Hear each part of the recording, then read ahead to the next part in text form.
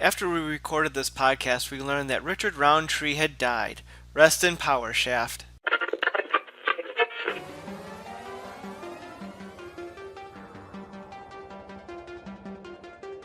It's that time again. Time for the all-new Culture Cast, which begins right now. Welcome back, everyone, to the all-new Culture Cast. I'm your host, Nick, and with me tonight is... Cousin Charles. And cuz we're in our third of 3 weeks of Shaqtober. And I think we've reached the pinnacle of Shaquille O'Neal's acting career. You know what? Some say when you've mastered the art of thespianship, sometimes you have to go out on top. I don't think he could do any better than Steele. I truly believe, in my heart of hearts, I believe that. I do wonder, maybe I'm too early talking about this, but I do wonder, had Shaq continued to go on, I don't know if the roles dried up or he decided, no, this is enough. Because after this, he didn't have any leading roles in anything. He'd always have like cameos, usually as himself, or he'd pop up in an Adam Sandler movie for some reason. And it would just be like, just cameos. And the joke would be like, there's Shaq. But had he continued being an actor, do you think he would have gone on to anything, or just be like piece of junk after piece of junk? I don't know where this is even coming from, Nick. These last three movies have been cinematic classics. You know, so they haven't. I truly don't know what you're. Again, I think Shaq. I think he was simply too good, and he decided to leave the world with just a taste of what could have been. Go out on top. Exactly.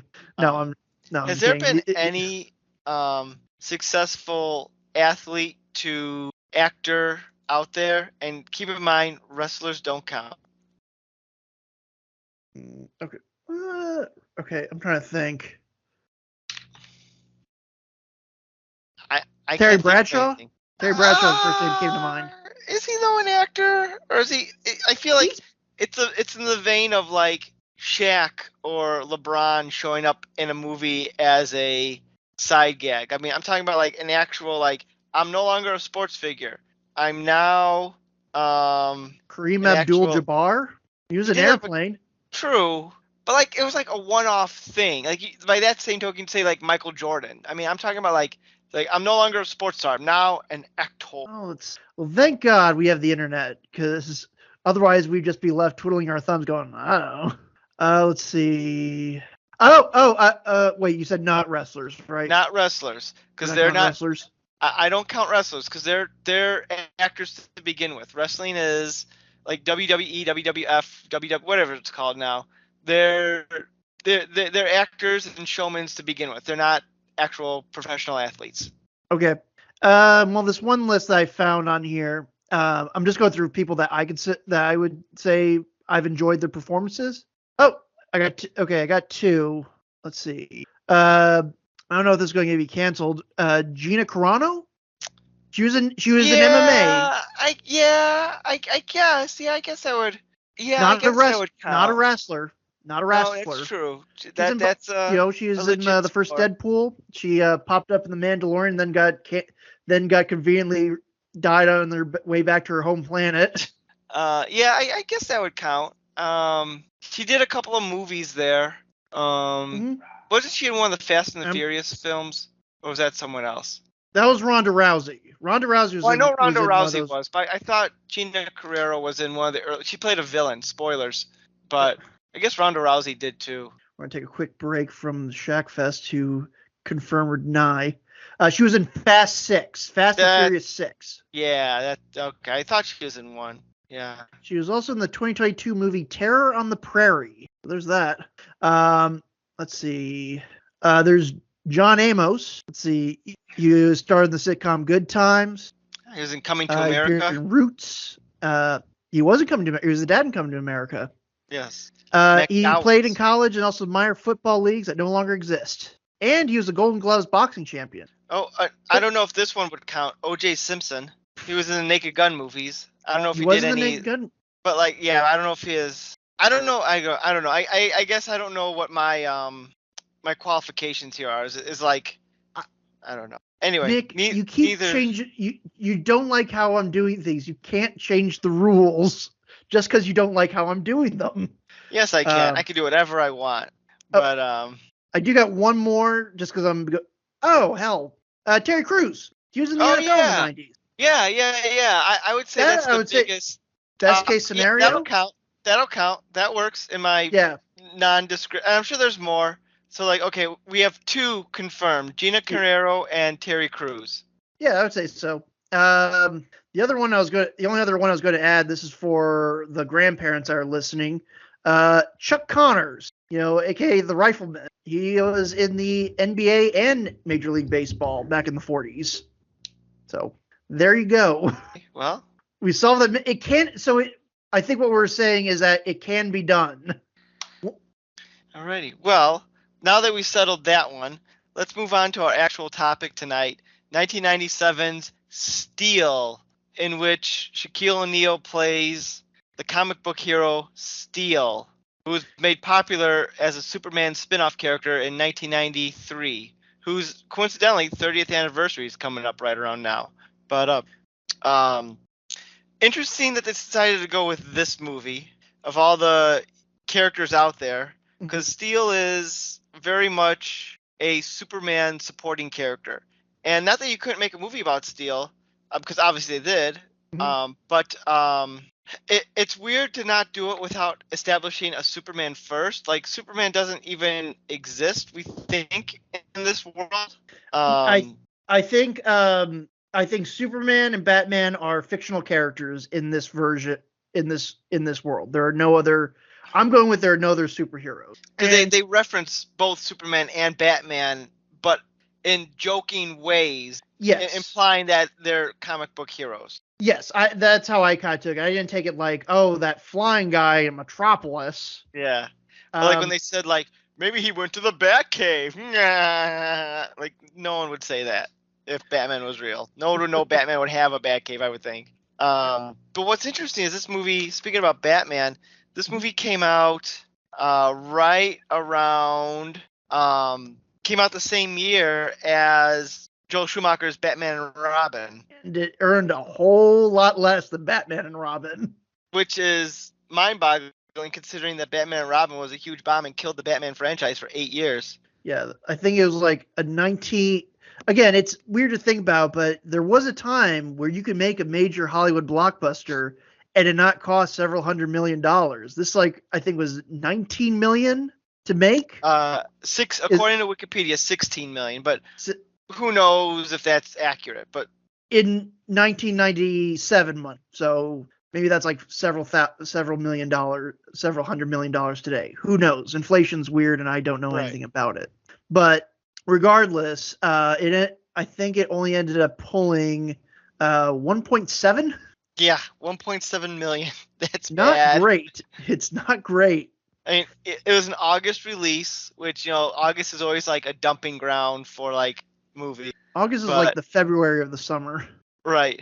You could find some good gems in August. But like usually like lower budget movies that would die earlier in the summer. But most of the time it's kind of like just the burn off period that they're trying to have here.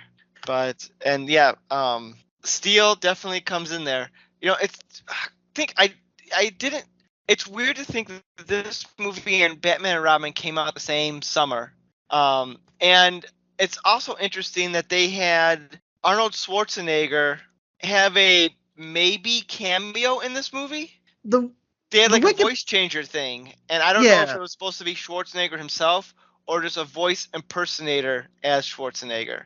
Oh, I took it as an impersonator. I mean, I didn't hear much of it because, again, we only hear it like through the headset of the general's phone. Right. But I mean, to me, it just sounded like impression that you and I could make. Hello, Mr. Podcast Man. Get down. But how great would that have been had it was Schwarzenegger, since Warner Brothers had him for Batman and Robin? I'm guessing these were made around the same time. But obviously, they probably went into production. They were trying to create the cinematic universe before that even was a thing. Oh, where do you want to begin with this one? Because this is It's not Well, great. no. Let's get into the story. I was about to say. Oh, before we get into the story, I was about to say like it's interesting they decided to go with of all the characters, Steel, Mhm. because they didn't have any. They weren't even close to making a Superman movie around this time. No. And now you could do a movie with this character without connecting it to Superman, which they did. And I think Mhm. the premise for the movie works, and we'll go into that. Similar to how like everyone's like, how can you do a Venom movie without Spider-Man? Well, they made two of them. And say what you will about those Venom movies, but at least they made it in the way where you really didn't need Spider-Man in it. Um, but uh, I'm surprised they didn't go with another African American character superhero like Black Lightning or um, like Static Shock. If I don't know if that was if he was around by that time, I it was invented, I'm not. but I don't know if DC had bought the what was it, Wildstorm? Milestone, Yeah, I don't know if they had bought them yet at that time. Milestone. Okay. Milestone. Wildstorm's a Well, different thing. you know, I well, Wildstorm is something. Oh, is Static with Milestorm or Uh, Wildstorm? Wildstorm is Jim Lee's company that was at Image. Milestone was a company focused on creating black characters, black heroes. let's see. Hold on. Static Shock. Static. Milestone comic. Okay. I was wrong. You were right. So Um, let's see. It was founded in '93. I'm trying to figure out when Milestone were published through DC Comics, but they weren't under DC's editorial control. So Warner Brothers would have had access to these characters. And I don't know all of the Milestone characters, but I given think that they had Icon. That's the only other one I can think Icon, of. yeah, I know there's Static is the big one, and then I think Icon is one. See, that's interesting. Why didn't they do that? I think Um, I think as most people be like, he's just being Black Superman. I guess That's the only thing I can come up with. maybe because Steel was more. They deemed he was more popular because he was connected with Superman. I know the Superman Returns or Superman Lives. the death and return of Superman was really popular, and every Superman movie they were trying to make at the time had that as a part of their story. Well, So now it's. Well, I was going to say if we're going to touch upon that, I mean that's kind of become. I'm not the biggest Superman fan. I shouldn't say it. I don't hate the character. I just don't quite get into it as much as other comics I have. There's been some stories I like, but it does feel like any interpretation of Superman, it eventually like the big climax is like we gotta do a death of Superman. Like that's the crux of his story. Like there's been what almost 100 years of comics, and that's the one story that everybody keeps coming back to. And I it's get kind of it. like It's Flash and the Flashpoint story. exactly. It's just like suddenly net. It's like guys, there were decades upon decades of stories beforehand. No, no, no, no. This is the pinnacle. This right here. Nothing else matters. Because it's the one people know the best. I'm not Um, saying they should do it all the time, but they're like, hey, let's do Doomsday. Like even Smallville brought in Doomsday, and it's like, wait, they're doing a Death of Superman story when he's not even Superman yet. What's happening here? Superman and Lois, I think they just ended their last season with Doom. I saw online they ended their last season with Doomsday. They did. Yeah, Have you kept up with the show, or do you want me to spoil it for you? I've kept up with enough just to kind of see what was happening with it in case like, and I figure once the show ends, and I'll probably sit down and binge it. Yeah, they Bizarro became Doomsday. Yeah, which is like that's kind. You know what? That's kind. It's like 'cause I remember people online back when season 2 came out of that show. They were like, "Is it Doomsday? Is it? He's wearing the suit. Yeah, Doomsday." And then all the nerds are like, "Oh my God, it's Bizarro." And so there you go, you fucking basement dwellers. You cracked the code. At least he's got a good Um, design. He has. I will say that's probably the best looking live action Doomsday design out of everything from Smallville to. um, excuse me, Zack Snyder's genius reinterpreted Doomsday into a cinematic level, and you expect me to believe something's better than that? Get I, out I of sh- here. You're Hashtag right. restore the Snyder Cut. Hashtag sell the Snyderverse to Netflix. Hashtag never surrender. Hashtag not all heroes wear capes. Hashtag make the Batflick movie. Honestly, I will say the way that again, Hashtag Ezra Miller was framed. Ezra Miller did no wrong. Uh, but I will say honestly, and this goes into our Warner Brothers burning down. They've kind of opened the floodgates. Like before with the stream wars, everybody had these like fiefdoms of catalogs. Like, oh no, this is protected. Now it's just like, oh, Warner Brothers movies are just everywhere. Like they're just like, if you're willing to, if you're buying, we're selling. Sell, Right. sell, sell, baby. I'm curious to see where things are going because one of the Star Trek series was canceled by Paramount Plus, and then Netflix picked it up. So So we'll see what happens there. for all 12 of you Star Trek Prodigy fans, congratulations, your show is saved. I wish my favorite shows got saved. Yeah, well, there's like 900 seasons of Real Housewives. Deal with it. Honestly, I'm just waiting for the day that Zach Bagans decides to put all this stuff on like Amazon or back on Hulu, and then I can just get rid of Max. That's the only reason I keep that platform around. Ghost Adventures? Just for Ghost Adventures. And the related programs similar to Ghost Adventures where white people talk about how they saw Bigfoot in the woods and it scared the shit out of them. You're a regular Mike I don't know, whatever. Red Letter Media Mike. I don't know what his name is. I don't care.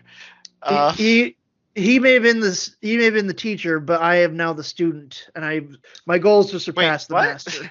What? You're just like mixing up all your metaphors or whatever. But anyway, back to Steel.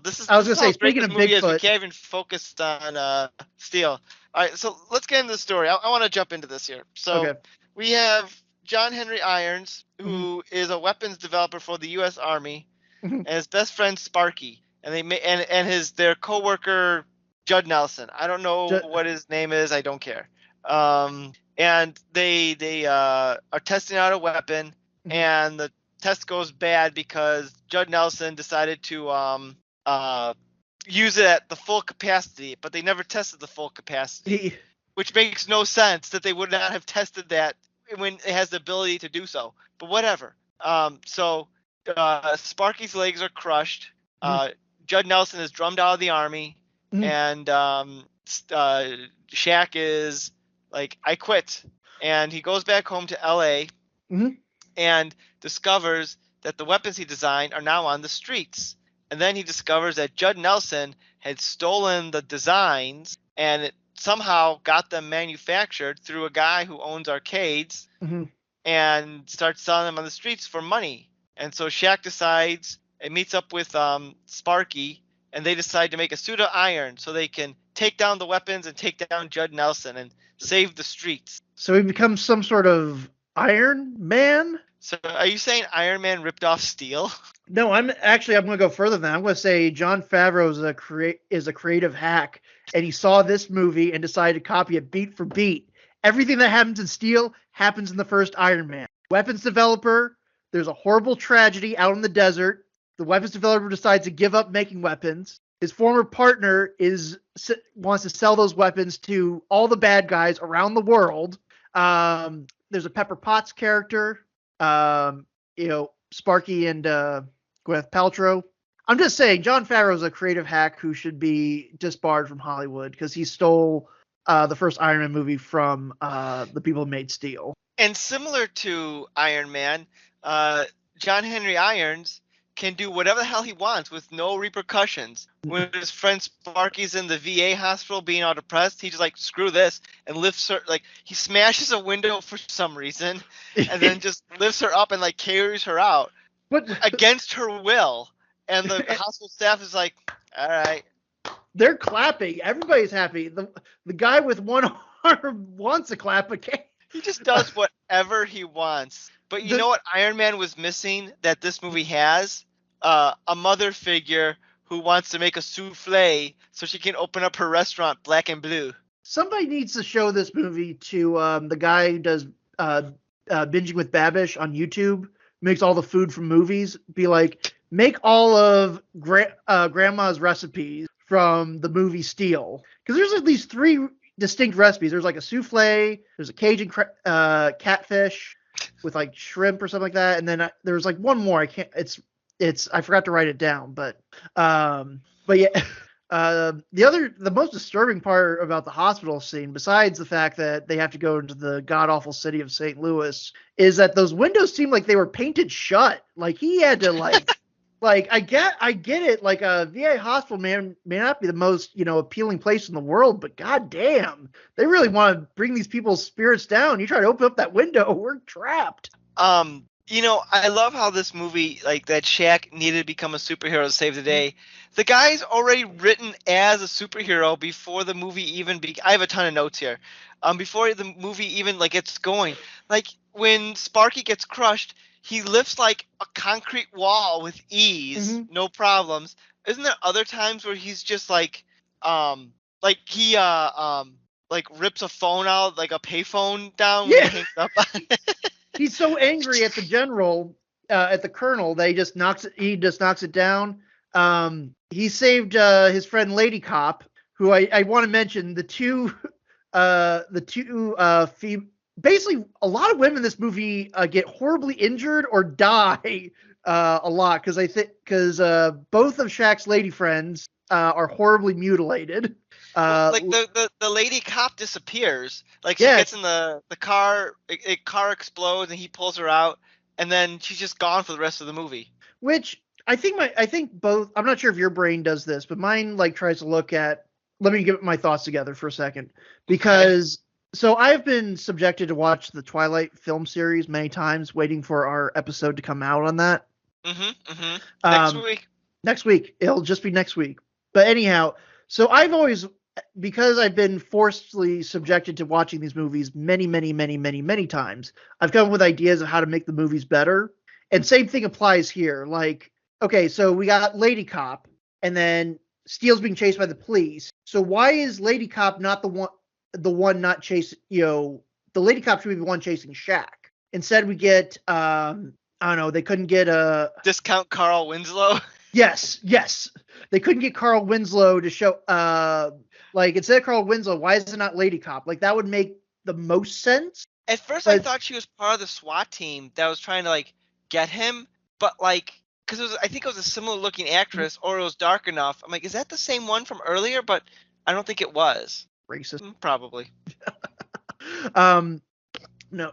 But, yeah, but that was, so, and then, the third one, the Big Willie's secretary, after she's got two scenes back to back, one where she threatens Bender. She threatens Bender, be like, accidents happened, and then he sets up an elaborate, or not elaborate, but he just sets up the elevator to smash into the basement level. Like, holy shit. Yeah, I had a question. I have a note on that. Okay. So, this goes to, I'm sorry if this veers into another topic altogether, but so what's Judd Nelson's role in this criminal mastermind scenario? Because it seems like he just wanders into Discount Toby Jones's office, and he just wanders in there and said, "We're going to sell weapons now." And he his girlfriend or whatever didn't like this, and he clearly had plans to kill her already, because she says something like accidents happen. And then he's like, ha ha ha, I'm going to kill you instead. And did he already plan to blow up the elevator with it? And was Discount Toby Jones fine with him killing his right-hand woman? Why is the guy who runs the arcade bowing down to Judd Nelson? Suddenly Judd Nelson seems to be the one in charge of the arcade. It's weird. I don't know what's going on here. I agree. I think a lot of it has to do with the timeline. Writing? Well, yeah, obviously. Usually you have a title, here, quick edit to fix the movie. When you have John Henry Irons, working the steel factory, wherever kind of factory that is, which I do want to mention, as he's, working there, there's two honeys that walk in, they've got helmets on, but they're dressed up like they're ready to go downtown. What is your role in this? Again, this I cannot speak. This movie's got me so blah, blah. Anywho, let me. This movie killed your brain. Most movies do. Where's I go? But anyhow, you put a title card that says 6 months later or something like that, because this guy just got out of a military trial that led to where he was on trial for an accident that killed a U.S. senator, And again, somehow, even with damning testimony, somehow he's not in prison, uh, which doesn't really make, which is like, okay, whatever. But then almost Well, immediately, I will. Let me stop you there for just a second. okay, I could see him just gain a dishonorable discharge yeah, because basically he didn't do anything illegal. He just did something stupid. yes, Which I don't know if that's jailable, but it got him kicked out. yes, it got, which is fine. I mean, it's fine for the Yeah. purpose of the movie, but the I guess it just so happened to be that Big Willie, Discount Toby Jones, just so happened to have a front of selling arcade machines as well as being an international arms dealer. Hmm. That he just that Bender or Judd Nelson just conveniently happened to know, and he's like, "I'm going to sell you late future sci-fi weapons." Which, again, speaking of Jon Favreau and Marvel, that's also the plot of Spider-Man: Homecoming, selling futuristic weapons to street criminals. That's true. It is, isn't it? Hollywood's truly ran out of ideas, haven't they? You assume they had them in the first place. I, you know, I'm led to believe, and again, the movie doesn't explain this, but led to believe that Judd Nelson already had plans to sell these weapons anyway. Yes. Because like he had the plans, he would no way he would have been able to get access to them after that accident. He had those ready to go. Oh yeah. So Well, I mean, I was gonna say he spells out what he's doing this for at the end. He just wants power. That's it. Because I think like the one Australian mob guy is like, "What do you need money for, mate? You got all the money you could ever want. I just want power." Which begs the question, like, I get it, these are cool sci-fi weapons, they do cool sci-fi things, but like, if the guy who's willing to sell them to you is like, I'll own you, is it really worth buying the laser gun? Like, right, really? because like what was like the crazy deal he wanted? It was like you could buy the weapons, but then you have to rent like something It from them, it's a or permanent lease because not too dissimilar to John Deere, and I only know this because I spent time in the country recently. Uh, Only Judd Nelson could repair and restock your weapon. No one else can. with criminals, they would find a way to disassemble it, figure out how it's made, and recreate it. Or It that, or just like break Judd Nelson's kneecaps and be like, "You're just going to give us this shit." I mean, again, he's a bad dude, man. He's got like no redeeming qualities whatsoever. Like, he is just, no. I don't even know if he's like a good bad guy. There's some people when they play a role of a villain in a movie, they just like chew the scenery. Hmm. I think Judd Nelson's trying, but like, I don't know. I think they tried giving him some like snappy one-liner. We talked to the one guy, Snipes, or Slit, the one guy with the iPad, the one gang leader with the iPad. Oh, He's like, yeah. "By the way, there was pork in that hot dog," or something like that. It's like this guy. So Judd Nelson's character is. You're right. He wants power. He's making this ridiculous thing. He's killing all of his henchmen for no reason other than just to kill them. Again, what's to stop all the worldwide criminals that are in that room to just be like, okay, we could do your lease, or we can kill you right now and just take your weapons. Because he's making a lot of poor decisions. Like Shaq when he Yes, decided to make this. and I did notice he was a producer on this one, so he he was involved in the creative decisions that were made. Yeah, Um, also produced by, I have to say, Quincy Jones. What's Quincy Jones doing producing this movie? Quincy Jones, why does that name sound familiar? Music producer, one of the most prominent African Americans in the entertainment industry. He produced, I think, he produced a lot of Michael Jackson's stuff, including Thriller. Um, uh, I'm not doing him justice here, but he's a big deal. I will say, I will give the movie credit. I like the soundtrack. I think the movie had a good soundtrack. I'll give it props. Yeah, a little funkiness to the superhero music. Yeah. And it's also incredibly 90s. I'm not saying that in a bad way. I'm just saying this music would only come out in the 90s, and it's great. Well, I like that the theme for the movie, or like the theme for the movie, is like this Baptist like gospel song, like "Stand up Steel.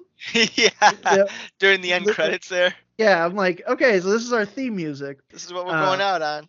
Which would make speak. sense if there was like any element of like baptism of not Baptist religion in the movie, which they could have done with the grandma character, because she seems like she'd go to like church every Sunday in her Sunday best, being like, "Oh, the Lord has gotten me," But they No, don't even do that. She's too busy talking quietly, so her souffle doesn't. So her souffle could cook right. man, that bit was so funny the first time. They had to do it every other time she was on screen. Um, She got it right at the Shaq, end, though. what's that? She got it right at the end, though. Yeah, yeah. When she magically had her restaurant all of a sudden. And I will say I did laugh out loud where like Shaq's walking through like the inner city of L.A. and you cut to Grandma's house and it's like the house from Up. There's like a white picket fence, a grassy backyard, like nothing around it looks anything like this. It's just like they built all these industrial parks around this cozy little house. I personally I was like, this is great. I know what kind of movie I'm into. Real quickly, going back to Judd Nelson's evil plan. Hmm. So Judd Nelson's claiming he's the only one who can make these weapons, right? Yeah, Okay. right.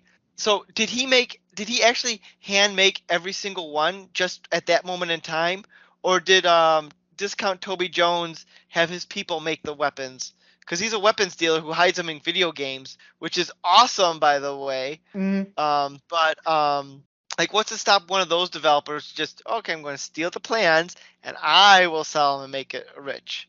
Well, Like, that was, I guess, going back to like the intro scene of them at the out in the field testing their laser guns. Mhm. Like, whose brainchild is it? Because you got John Henry Irons, you got Sparky, and you got Judd Nelson. Like, I guess who is like the one coming up with this stuff? Is it just all three of them together? Like, who is the? No offense, I'm sorry, Shaq. You do not look like you could come up with a laser gun. I'm sorry. Sparky Hey, he has his doctorate, okay? doctorate in what? I think economic. Yeah. But I don't think that qualifies you to making a laser gun. But so I guess I mean, from the beginning, he's like shady and like, they can put out more power. I'm like, why are you being all weird about this, man? Like, we're just out here, we're testing our guns, everything's going great. You literally, all you had to do was not fuck it up. And what do? You go ahead and fuck it up. Like, it's not even like, again, going back to how you make the movie better, it's not like he sabotaged it to try to make Sparky look bad or Shaq look bad. He just decided he decided to turn it up to 11 and just fire that sucker just because he could. yeah, yeah. And I do like how Discount, again, so he's made his next generation of laser guns. He's like, okay, we got this ready to go. He's got one of the henchmen ready to fire it. It explodes his face. He's like, horribly blinded. The assistant lady, before she gets killed, is like, oh my God, there's got to be some safety regulations. And then Big Willie just and is like, but look at the results. And it's like, okay, I guess. And I guess I don't see the inherent advantage in laser guns versus just like regular guns. You know what I mean? I don't know. It's cool, okay? It's cool.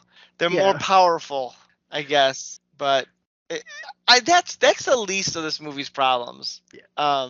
I will say this: the storyline, the premise, it does harken back to Steele's origin in the comics, where he was a weapons designer and quit. And then he discovered the weapons he designed got on the streets, and so he has to clean them up. Yep. And then becomes a superhero from that. But yeah. So let's talk. Yeah, you were talking earlier about how the timeline of this movie is all screwy. Yes. And like nothing makes any sense. Yeah, I don't know what the timeline of this movie is. I can understand there's time after the accident to them being all leaving the military, but like he gets his job and then Judd Nelson decides to coincidentally have a weapons deal in the same town that Steele lives in. In LA. In LA. Like straight up, the movie feels like this takes place like over a month's time, but it's got to be like 6 months to a year, right? Yeah, and that's I guess that was like the idea, but somebody in editing forgot to write those little things like 1 year later.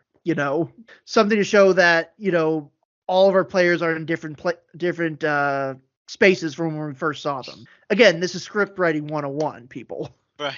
Uh, Um, can we talk about how tall Shaq is in this movie? Holy shit. He towers over everyone. I feel like in the other movies they kind of did some creative uh, Camera angles. camera angles to not make it seem so tall, or it works in the movie's favor, like Kazam, where he's a genie, so make who cares. Yeah. But like this, he's just and I know he is. You can't like criticize the man for Mhm. how he was made, but like everyone just like dwarfs. Like when he's talking to Judd Nelson looks like a little kid. Like, hello, Shaq, I'm your biggest Well, fan. I sent you that clip from The Simpsons, like Yeah. Rainier Wolfcastle is like the buff nerd, and they're like, a big nerd, that's twice the nerd to pick on. The meek, he's like the meek shall inherit the earth, and shoves the one guy through the other guy. But that's my first thoughts when like he confronts the purple gang with Snips, or what's the character's name? It's like something. It's something stupid. Slats. Slats.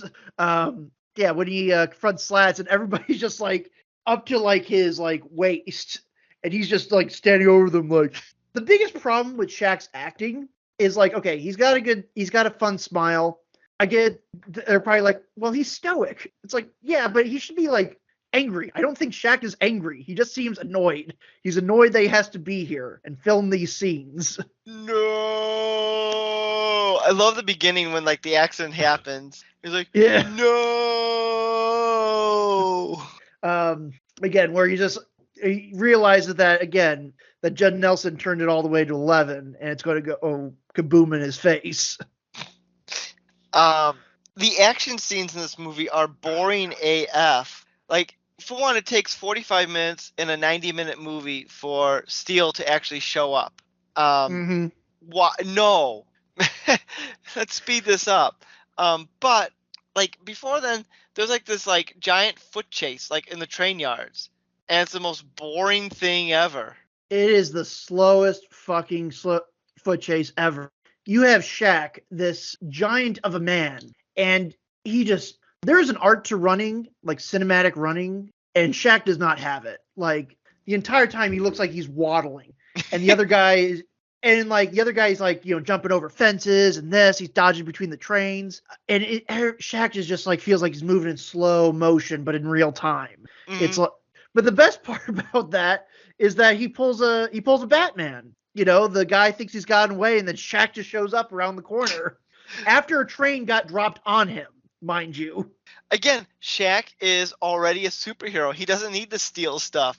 He even gets shot. He gets shot by one of those like weapons in the back, and he's just like, he falls down, but he's like, all right, I'm all right. Like, he shrugs it. Yeah, he shrugs it off.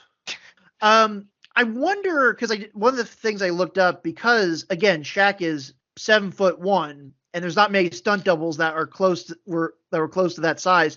Shaq did a lot of his own stunts for the movie, according to IMDb. So I wonder that. So I wonder if, because again, this is still Shaq in his prime, still playing basketball, if he's like, I am fucking injuring myself for this stupid superhero bullshit.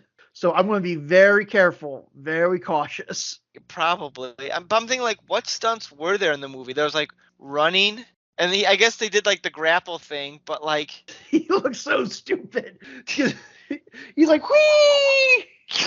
Like the least. Again, I get it. It's a pulley, they're pulling him up by a harness, but he just looks. Mm-hmm. His legs are just dangling. Like, nothing about it seems, like, oh, from the page to the screen. Yeah. The two gangs or the one gang that's doing a drive-by shooting at another gang. And they see again a 7-foot-tall Shaquille O'Neal in full body armor. Actually, not even full body armor, because his mouth and his hands are exposed. Right. And somehow with that automatic gunfire, they even shoot him in the dick. They shoot him straight in the dick at one point, right before the Matumbo finger wag. They're like shooting his crotch. That mask looks so awful, by the way. It just like it's like a helmet, but it just like flaps by the bottom of his cheek. Yeah, I like the reveal of the helmet where, like, they're putting together the suit, and like everybody, like Shaq, Sparky, and Richard Roundtree are like in awe, like, oh, this is something else. And you just look at it, it's like the dumbest looking thing you've ever seen. Because they gotta come up with something that's got to fit Shaq's big ass head.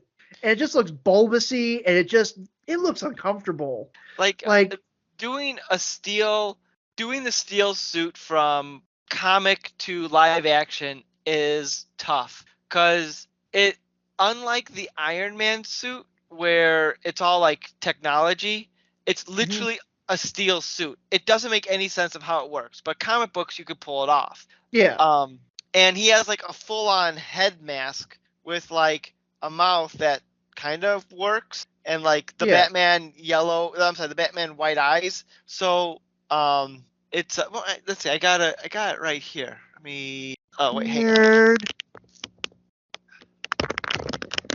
Ladies and All right, gentlemen, go. our co-host is grabbing a action figure to Like show us. see how Steel's this is a good figure for how it looks in the comics there. And so like how do you translate that to live action? And I know They Superman should have just Lois painted his. did, Yeah, but like they had it was a whole they made it an Iron Man mask essentially. They made it Iron Man uh, in Superman well, Lois. I was gonna say, or my opinion, it looked very much like in the recent Doom games, like the Doom Slayer. Like if you pull up an image of like Doom 2016, and you'll see what I mean. Slayer 26. Whoops. Oh my god, yeah. Yeah, I see what you're so saying. It it's does look a not. lot like that. But I guess what are your other options? I guess you could either the half masks, or do you paint Shaq's face, silver, and just say, and say that's the steel mask. I mean, I guess I don't know. It Regardless, it's not nothing about the suit is cool because he doesn't do anything in it. He just slowly walks around. And look, I've never been in a Hollywood production. I've never had to wear a heavy, I'm assuming that's like a plastic or polyester suit, but like they couldn't do anything cool with it at all. No, no, and I'm sure there are ways you could have done it. I know the comics have updated his suit over time, but yeah. Oh, And then they give him the hammer, which he has in the comics, and of course Richard Roundtree says, "I like the shaft." uh, Boo! Boo this man. Richard Roundtree is probably one of the best parts of this entire film. That's true. Like, for those boys and girls that are too young, he played the infamous blaxploitation hero Shaft. Mm-hmm. And the movie, again, has I guess that's its biggest cheeky reference to it. I don't know if there's any other ones, but Richard Nothing Roundtree that is I caught. no Richard Roundtree is just so fucking cool on his own. He did say, I did want to mention. I feel like our show would be poor if I didn't mention this. His classic line as the character Uncle Joe, "Well, I'll be dipped in shit and rolled in breadcrumbs." I'm gonna start using that in everyday conversation. Just when your coworker or your kids surprise you. Yeah. Yeah, I'll give Richard Roundtree. It's like he must know that this is a crap movie, but you know what? He's there. He's earning a paycheck. He's gonna have fun with it, Mm-hmm. and hope for the best. The movie makes honestly, the movie makes half the jokes for us because, like, I mean, when Shaq and Sparky pull into their junkyard base, she's like, "What is Sanford and Sons working here or something like that?" I'm like, "Yeah, all right, yeah, I gotta get that one out of the way." Um, I love how like it, I don't know if this is unintentional or not, but in midway through the movie, the police figure out that Shaq is Steel, and so they arrest him. But like, Mm-hmm. why did it take him that long? Because who else fits the description of Steel? So, uh, who else is 7 feet tall and lives in L.A.? Steel. Still. Well, I was kind of confused by that because I thought the cop. So, like, I think this is kind of stupid. He saves like a rich couple getting mugged. A rich couple Right. leaving the opera. They get mugged, and he again does his best Batman impression because he like hangs the criminal up and like nails him to a post. Again, very slowly, mind you. He, no speed whatsoever. There's no like, oh, he's jumping off and surprising him. No, he just slowly walks into frame with it. No urgency to In his steel anything. suit. No urgency whatsoever. Why would he be? He's bulletproof. That's true. But yeah, so there's a police lineup where they're like, because Judd Nelson tips off the cops like, oh, I know where you can find these high tech weapons. So Yes. they bring Did in they the rich. plant? Did they plant one? And is it implied that they planted one in his house? See, I was under the assumption. I don't know if I missed something, like if I looked away from the TV for a moment, because Judd Nelson was getting really close to Ray J, who I forgot Ray J's in this. 10 years before he laid his own steel pipe with Kim Kardashian, mind you. The timeline matches up. That was an '07, baby. But anyhow, I thought Judd Nelson was like going to say, here, take this home, to set up John Henry Irons. Like, hey, we're trying to work on this new project. Your brother's a mechanical genius, right? Could you have him take a look at this?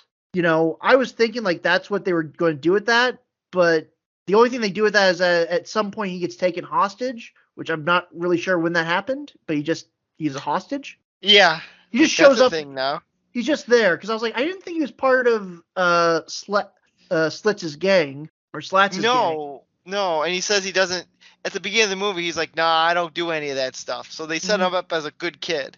So again, I think there might have been a director's cut we're missing, but but going back to the rich couple, so they're like, he was so nice, he was so polite. So they don't rat him out. Then they get the one cop, our discount Carl Winslow, who like looks at him. Saved him. Yeah, and I didn't think he said anything, but then he still ends up in jail. Like I thought it was like a mutual respect thing. Like it was like, nah, it's not him. And I texted you because I was the actor who played the detective looked very familiar. In that scene. Yeah. It's Ambassador Soval from Star Trek Enterprise. And I think I know why he was in that movie, because I didn't recognize him until you pointed it out. And he has a relationship with the writer-director of Steel, because the writer-director of Steel went on to, or earlier, created the television version of Alien Nation, in which Gary Graham was the main cast member. So I wonder if he just called up his buddy to have a cameo. Oh, yeah. I will say this, knowing that this guy was big in like TV, like he did a ton of stuff. Mm-hmm. It kind of makes a bit of sense of how the film looks and feels. It's like, okay, this is, and given the budget's only like, again, 16 million, they're like, okay, we want to make a Steel movie, but we want to do it on the cheap. So let's get a television guy in here, and have him make this turkey. Not to disparage television directors, right? But there's a difference. You watch the first Avengers, like that first Avengers movie, Joss Whedon. He's like the entire thing. I think somebody pointed out the entire thing's lit up like a TV set, where you can see everything. I'm looking up something. I'm trying to think of another movie that came out around this time, and I found another one for a comparable budget. Spawn, the original Spawn movie, came out in like a week earlier or something like that. Because Steel came out in August 15th, 97. Spawn came out August 1st, 97. And that had a budget of 40 to 45 million. Steel had a budget of 16 million. Both are like comparable movies in terms of like maybe what they're going after. Quality? Yeah, I mean, it's been so long, I don't remember much about Spawn, but like regardless of that, it's like Steel had such a poor budget. Well, don't you remember when Steel heroically rode up that escalator after saving the rich couple? Right. How cinematic is that? Yeah. I didn't get a chance to send you a picture of this. Have you ever heard of these? I'm not sure the best way to describe it. These real life superheroes. They're usually like somebody like Captain Chicago or like. Oh yeah. Stuff like that. Yeah. And half the time they're like awful people to begin with. Yeah, there was one named from a few years back called Phoenix Jones. Yes, he was the one I was just thinking about. Yes. Yep. And like, I'll be honest, I think if Phoenix Jones was an actual superhero in this world, alongside Shaq Steel, I think they would have been best buddies because their costumes have the same level of quality to them. Like why of all the things, if you're going to make a high-tech suit, or a character that has a high-tech suit, why doesn't the suit do anything cool? Like everything it does is just so lame. Does he fire weapons out of his gauntlet at all? I can't remember. he I think fires. I think there's one missile he shoots out of it, but the rest of it, like, okay, he was going to stop the car. Like the car's chasing after him, and I'm like, oh, he's going to take the hammer and bring the hammer down, right? No, the entire time he uses the hammer as like a gun, Right. using the bottom of the hammer to do everything. I'm like, why the hell? Like, who the hell thought that was a good idea? You have a hammer with crazy technology. Just make the hammerhead do the cool shit. Like he pounds on the ground and then boom, explosion. It's not that Hmm. hard. Or just have shit shoot out of the top of the hammer, not the base. It looks weird. Yeah. I know at the one point in the when he's on the steel cycle, I don't know if that's the actual what it's actually called, but that's what I've dubbed it. At one point he's trying to escape the cops because I don't know, we gotta make Batman connections. And he has to fire a laser out of the magic hammer. And I'm pretty sure he almost cuts like when he drives past the one truck that has like oil or whatever the hell's in it. Like there's a guy standing at the very end of the truck. Like he could have cut that dude's head clean off. Yep. And he's got to put it on top of the motorcycle, and it's like a little turret. It's like, really? Just There's a oh lot of things in this movie that's like they did not think this thing through. no. For example, as we mentioned earlier, when Steele was arrested, he has a hearing device Mhm, that he just puts in his mouth, mhm. and apparently it stays in his mouth for hours on end after he's put in the jail cell, where he takes it out of his mouth so he can talk to his friends again. Nobody checked it. Checked it like, hey, open up and make sure you're not hiding anything. Yeah, which would be like policing 101, but apparently the cops in this town are awful at what they do, so Yeah. Sparky got great audio of like of Shaq's gums, just like Shaq's gums rolling against his teeth for like 10 hours. um Uh, can we talk about Seal's second big fight in the movie, where he's just again, there's like a big bank robbery. It's like, okay, mm, they're hitting the Federal Reserve. Oh, I gotta mention, the henchmen aren't wearing ski masks. They're wearing like some sort of like leather gimp mask. Did you notice that? They're not like felt ski masks. It's like some sort of weird swimming yeah. cap. So they break in, Steel shows up, and you're like, oh boy, here comes the action. Shaq's about to unleash some Shaq Fu on them, and he's just standing in the middle of the street, just casually going, pew, pew, pew, pew, pew, pew, pew. And all the bad guys are just, again, pew pewing back, and that's our entire fight sequence. Nothing more, nothing less.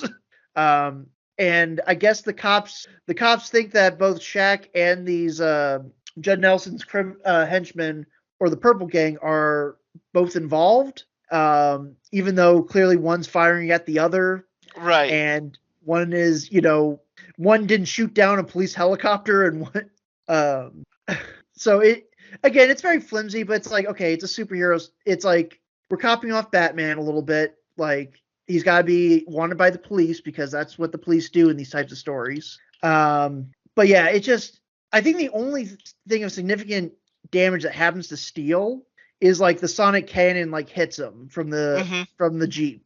And Again, it knocks him down.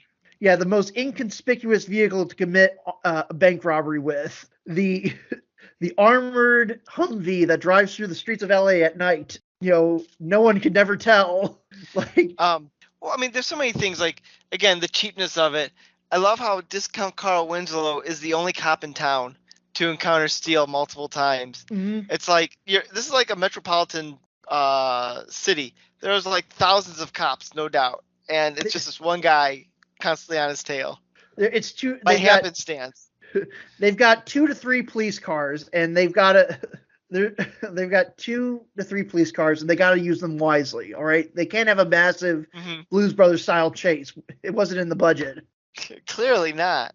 Uh, Um, and so I'm picking on this movie. Can the DA just let people out of jail anytime they want?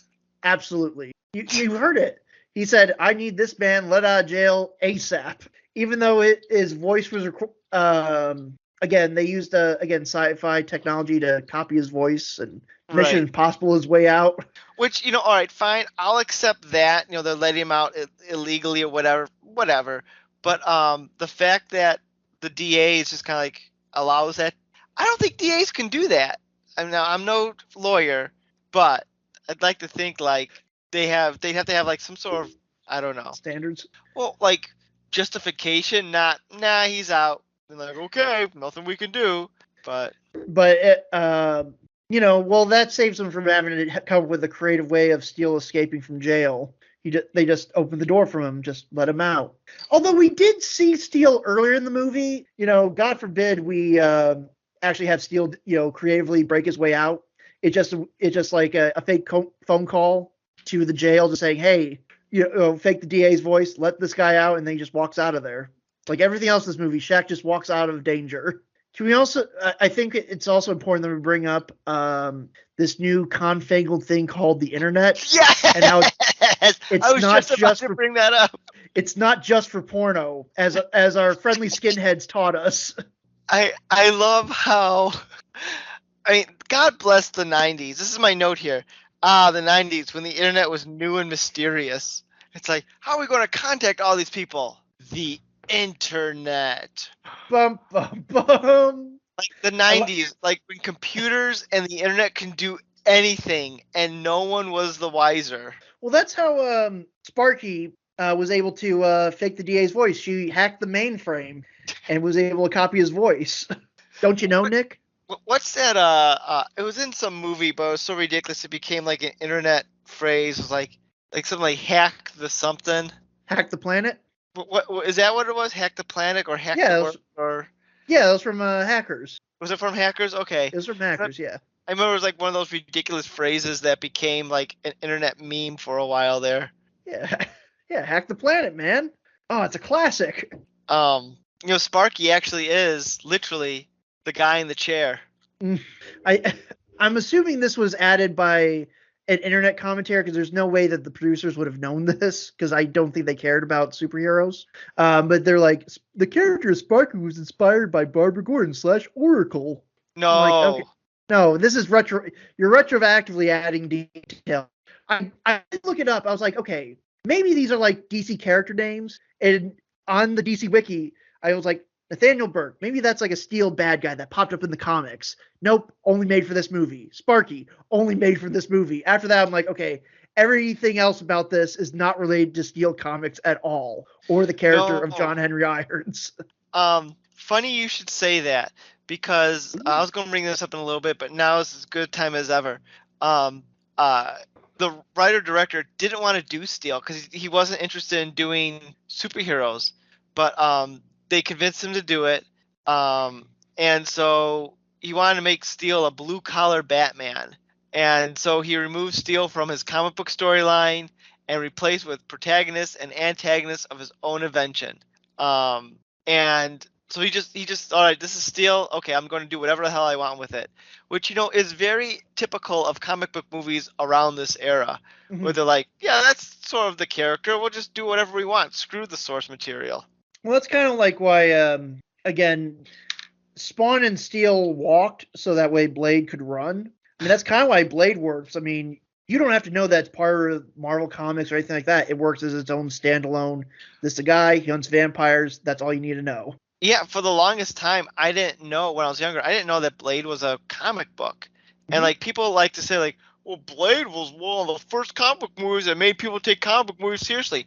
No, nobody knew Blade was a comic book. They just thought it was a vampire movie. Because it works just as a straight up vampire movie. There doesn't have to be reference upon reference, like where you have to, pat the fanboys on the head, go like, see, look, there's that.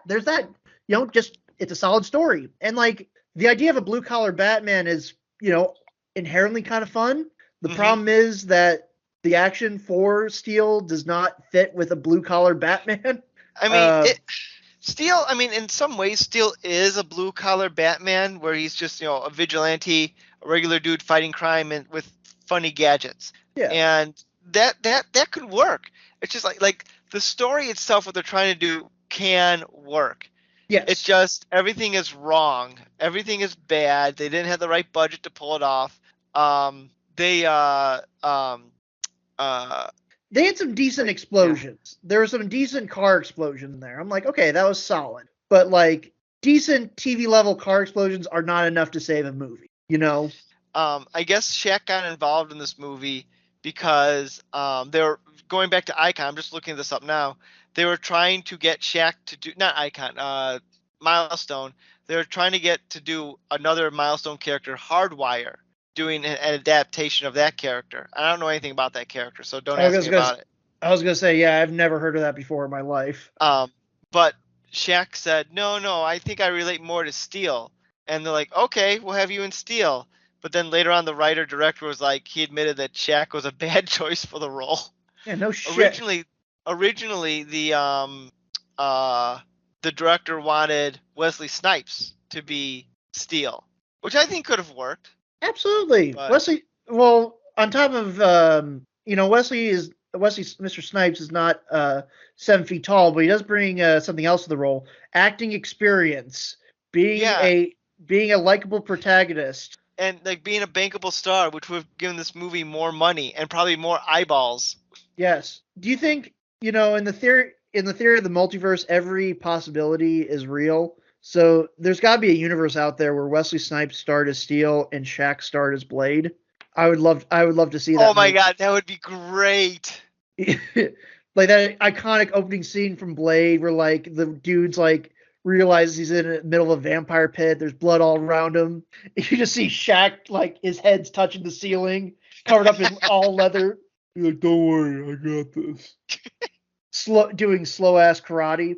I I I will say, want that speaking of movie like made. swords, did you catch that every time he pulled his hammer out, there was like this like weird swishing noise, like shink, like as if he's pulling a. I noticed Now it that the you one. mention it, Yeah, I noticed it the first time, and then I kept noticing him. Like they keep doing anytime he pulls the hammer out. I'm like, you couldn't find a better noise, but I get it. It's like it's in like a same sword position, but I feel like it should be like like a metal dragging on metal. It should sound heavy. But I again, love, he's using his hammer like a gun. He's not using his hammer like a fucking hammer. you know, I love how Judd Nelson is way too trusting of Shaq at the end of the movie with the hammer. It's like, whatever you do, don't touch the red button. Or no, no, no, not that. He says, if you want to activate it, you gotta switch the red thing on. Oh, like this? Like why would you believe him? No, Why he would even you not says, think this is not a trap? yeah, he even says, don't worry, it might be too hot for you. And he's like, that little pea shooter, my hammer puts out twice as much power. I'm like, does it? We really haven't. I mean, I guess the movie says so, but also, so this is like the worst final in any superhero movie ever. Because okay, Shaq's sneaking around, all 7 feet of him. He gets sonic blasted out of the window by one of the henchmen. There's Hmm. like two hedge guys that are very similar. The only differentiating feature is like one of them's got like this deep ass voice. Um, so he gets blasted out the window. He then falls in front of Judd Nelson. Hmm. I do like initially because I had forgotten that he'd done like a few minutes prior he killed his partner Big Willie. Oh yeah. Uh, just For because some reason. he said like it's our operation. And then he's just like pew with his laser gun. So Shaq's laying there on the ground. His henchmen aren't there to like restrain him or do anything like that. Even though again he's got a high tech super suit on. And Judd Nelson said something like take him away. And I'm thinking, oh, the henchmen are going to come drag Shaq away, and then Shaq's going to come up with a plan to, escape and beat them. No, they drag the body of the of Big Willie out. I'm like, oh, okay. Well, are they going to do anything? Shaq? No, Shaq is like laying down in like a beach pose for like 20 minutes before he decides to stand up, and then talks to all the criminals around him. And again, this is a very diverse set of criminals. We've got I don't know if we've said this before. We got skinheads.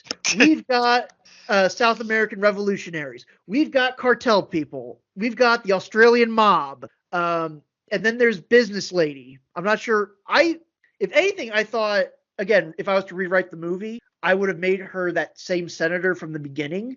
Oh. Just because it's like, What would she be doing there? Who'd she be buying the guns for? America? Who already have the guns? I'm assuming America, or she's buying them for Halliburton. I don't know. You pick it. She's buying them for herself because she really likes hunting. It don't matter. What matters is we have got the most colorful cast of real life villains that you could assemble for a movie, which I think is fantastic. Again, he sets up this online internet meeting where I guess anyone could access it. It didn't seem like it was that hard to find the website. You just Google sci-fi weapon arms deal, and it's like, here's the address and everything. The whole point of the internet is anonymity, and everybody just shows up to one space. Yeah. But so he stands up, then starts lecturing to all the people, and then Shaq unleashes the weakest superpower that he has, which is he turns his suit into a giant magnet. Which, to quote ICP, magnets, how do they work? And then the best part of the movie happens. It turns out Sparky has been packing the whole time. Yes! Why didn't she use that earlier when she was kidnapped? She was waiting for the right moment to be cool. And she is mowing down everybody with, again, her own sci-fi laser weapons. She is not. Sparky does not give a fuck. She is ready. She's like, I'm ready to take down you motherfuckers. I do not care about the casualty. She's just pew pew pew pew pew pew pew, and she's got the little power boost with the smoke that comes out of it. Like, yeah, let's go. Oh god, yeah. Well, I think we. Can we haven't talked about the most important thing. Two of the most important things. One, okay. Shaq sucks at basketball in this movie. Jesus fuck. I think in like in Space Jam, there's a few references to like those players' actual problems with the sport. Mm-hmm. This movie hopes you like the fact that, hey, Shaq throws. They do it 3 times. 3 times. Mm-hmm. And of course, the first 2 times it's like, oh, it's funny, cute, haha, you got the towel on the dog. Then it's like, the longest grenade ever in the history of cinematic grenades. They have enough time to talk about how, Shaq, you just need to calm down and just shoot your shot. Like, as soon as I saw that there was a little metal grate, I'm like, oh, you motherfuckers. You're not doing this to me. He's like, I've never been good at those. You get it? He's a basketball player and he sucks at free throws. You know what it also reminds me of is, do you ever watch It's Always Sunny in Philadelphia? Oh, of course. Did you remember one of the episodes where they were making one of the Lethal Weapon movies? Yes. And there's the gag in there about how the Mac's character of I forgot which one Mac was playing at that point. Well, they were switching back and forth between Riggs and Murtaugh. Right. Or they're playing like basketball at the beginning of their movie, and he wasn't doing good. And then in their film at the end, he had to make a basket, and like Mac was going out of his way to explain how this works. Like, it's a basket. I made it because remember at the beginning I couldn't make it, and then I got the courage to make it. Like yeah, the audience gets it, but he felt like he had to spell it out. That's what this felt like just a poor trying to spell it. Yes, we know can't do basketball. The joke is made worse because he's Shaq. Yeah, it's like, okay, isn't there like a phrase? Don't tell if a joke's not funny. Well, if a joke's not funny, don't tell it more than once. It's like you did it like Kazam was smart enough to at least only use Shaq's basketball prowess at the very end when he had to crush the dude into a basketball. And it was awesome. It was awesome, and he dunked it, and he free throwed that shot in, no problem. He didn't spend 3 or 4 times. Was it Mustafa? I can't remember the guy's name now, but he didn't spend 3 or 4 times missing. Oh god, that was like it was. I was like, you gotta be fucking kidding me. When it was like the little hole, and he's gotta throw the grenade, and the grenade hasn't gone off like 20 minutes ago. It should have like blown up by now. Yes, it should have. Like the guy who threw it originally was like still there. And he's like, because it lands right in front of him. Yeah. Do you think they were setting up for a sequel? Because like Judd Nelson, like he fires a laser at Shaq, the laser bounces off and hits him and sends him flying into a bunch of boxes, and a bunch of burning debris lands on top of him. And then the Colonel's like, well, we're searching the debris to find Judd Nelson's teeth. But I'm like, in movie, if there was like a Steel 2, do you think they would have had him come back and he's like all burned up? He's like, I want my revenge on John Henry Irons. Possibly. Was this an era where they were just like, because movies started doing this heavily in the 2000s, where they would deliberately set up a sequel in the first one. I'm sure if it did well, they would want to do a sequel, but I feel they didn't set up stuff like that as much during this time as they did like later on. I don't know. I kind of on the opposite end. I feel like a lot of these movies where they want to make a franchise out of it. They want to have sequel stuff ready to go. They want to leave their characters like we can pick up right where we left off, and Sure, because sure.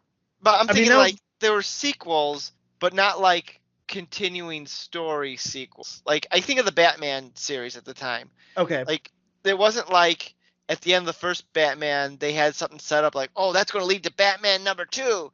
It's just kind of like here's a I new get what you're, Batman adventure. I get what you're saying. Yeah, I don't. I guess it's kind of like it's open enough where like if they wanted to, they could. Because that's always like the rule in like movie or TV. If you don't see the actual body, they're not really dead. They're going to Right. come back. Um, but it, oh, where was my next point I was going with this? This movie's rotted my brain. I want to give credit to where credit's due. I think this movie needs to be given the award for best girl, awarded to Lucille the dog. She is a good girl, the best Labrador since Air Bud, if not better. Um, we should have done Air Bud instead of this, but yeah. Where to begin? There's so many. What do you think? Do you think they were supposed to be a couple like Shaq and Sparky, or are they just friends? Because they keep it really vague, and I don't know if that's because they're too scared to do an interracial marriage, interracial couple, or are they just meant to be friends? In test audiences, Shaq and Sparky kissed, and white America's heads exploded. It kind of works with them as friends. It's kind of nice. It's like, oh fuck, how have we not brought this up? The weird little What's that? ET touch. Like they don't Yeah. bump, they don't high five. It's this weird little ET phone home. Well, that's what I'm like wondering. Like they have like these little moments that seem more like deeper than friendship, so to speak. But I don't know if that's what they're going for or what. But I think if there was a Steel 2, maybe they would have done something. Right now they leave it off with them as friends, which is fine. I mean, I don't hate the character of Sparky. I mean, I don't particularly like her, but I'm like, she's okay, you know. you mean you weren't applauding like the whole restaurant when she had her chair lift her up ever so slightly, and it was like the greatest achievement ever made? Well, yes, like you'd think like with all the sci-fi tech that she's involved with, like I've been working on something special, and then she like has a little steel suit pants or something like that helps her walk. They did that they did that for War Machine. Why couldn't they have done that for Sparky? It's too Was America not ready to see a lady in a wheelchair walk? apparently not. We didn't have that technology yet. The technology did not exist. Although she did have her Oscar moment of like she fell down and Richard Roundtree's like go to help her and then Shaq's like no. It's like almost like she's got to find the will to live. Yeah, it's like I know it's supposed to be like a what do you call it? A powerful moment, but like it just seemed cruel.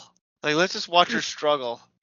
Hey, she's acting her heart out for Steel. Apparently, Ugh. Well, I don't know in what the else to character's own say word, right now. I was gonna say in the character's own words, sometimes shit happens. Oh my god. Yeah, I don't know what else to say right now with good old Steel. I think we kind of exhausted our resources here. I did want to add again, going back to I didn't talk about I brought up the main point of Ray J being in here that this is 10 years before he and Kim K had the infamous sex tape. But the other thing that was funny is at the end where he's like, I could be your sidekick, I could be Robin, you can be Dre to my Snoop Dogg, and he's actually Snoop Dogg's like first cousin, which is like, so I guess Snoop Dogg exists in this world. You can call me Ray, you can call me Jay, but don't you call me Ray J. But you better not call me. I'm sick of him already. Yeah, no. And all roads lead back to Sinbad. Ray J played the foster son in the Sinbad show from 1993 to 1994. No shit. So, well, you learn something new every day. So it's go. all full circle. So we're gonna start a new Mandela effect where Sinbad was cast as Steel. I'd watch that movie. It'd probably be a much better movie. Would it though? So I guess since this is part 3 of our Shaqtober, Mm-hmm. What are your final thoughts? Was Shaq robbed? Should he have been in more movies? You know what my answer is. I want to hear what your answer is to America, Nick. No, for the good of society. Yes, for the benefit of society. I th- I think Shaq was simply too pure for our brains to handle He needs to go back. He can only do so many Papa John commercials. in the Um, general. in the yeah, the general. Honestly, Shaq's powers in this movie should have involved icy hot somehow. Oh, Shaq. Uh, I sent you a link. I don't know if you saw it, but they brought the Shaqaroni pizza back to I did Papa see. John's. So I did see that. it's because of our podcast series. They knew it, so they're like, we need a tie-in. Exactly. So, hey, we're on Spotify.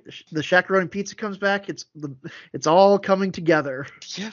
I Now we will play the waiting game. now yes. Now the money train rolls into the station. Choo choo. I will say this after watching Blue Chips, Kazam, and now Steel. I feel like that wino that sees Shaq in the full Steel outfit. I'm just looking back like, what have I done? What am I doing? What am I doing with my life? I will say, I think, real quickly, Mhm. order of best to worst. Shaq movie. I'm going to go, I don't know. You go first. Okay. Blue This Chips is for me is going to be number one. I'm going by pure entertainment. I'm going to go with Steel, Blue Chips, Kazam.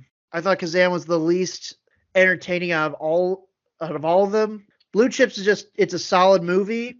Shaq does his best to bring it down, but it's still solid enough that it works. And Steel I was laughing my ass off throughout most of Steel because I love just how fucking ridiculous this all is. I think I'm going to go for me. In order of most entertained is Blue Chips, Steel, and Kazam. Because Kazam is just, I don't know. At least Kazam was like interesting, weird. Like I wasn't like bored by it. Steel, I got kind of bored at parts. So I don't know. If you ask me again I on a different day, I might change that answer up. But Blue Chips, I think, was the strongest of the three. Yeah. Well, the reason Blue Chips just works is it's actually, it's made by an actual director and has an Yeah. actual story. The problem is, and I know Shaq can rap, but the problem is they had to have him emote while rapping, and just the rhyme sucked. Thank God Shaq does not rap in Steel. But yeah, I mean, Shaq just cannot emote whatsoever. They said, I was reading somewhere that apparently when they were filming this, he was getting ready for the '96 Summer Olympics. And so they had to have an acting coach come, in between, like, I guess, practices and stuff like that. But I'm like, I don't know if that was money well spent, because I feel like it didn't improve anything at all. No, I don't think so. No. I do have to mention, though, and I don't know, I couldn't find a good spot to put this in there.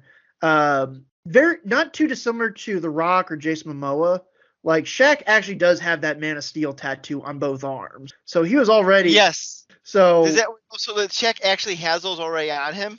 yeah, he's got those are Shaq's okay. actual tattoos, just like how The Rock has like that bowl. Okay. I saw this that there's a prominent feature in the movie where he had his like Man of Steel tattoo, and I thought that's something they just put on as a winking reference, but No, that is okay. something. That's the one thing that Shaq brought to the role, is that he at least maybe understands the core idea of what makes. Hell, he may have been even reading Superman comics at that time. Who knows?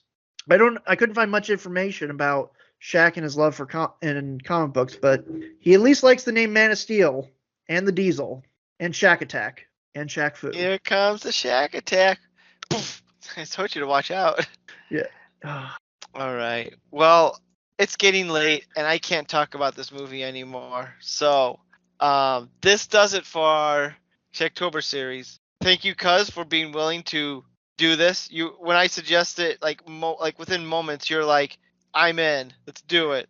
Thank God none of these movies were more than 90 minutes long. I think that's the biggest godsend of all.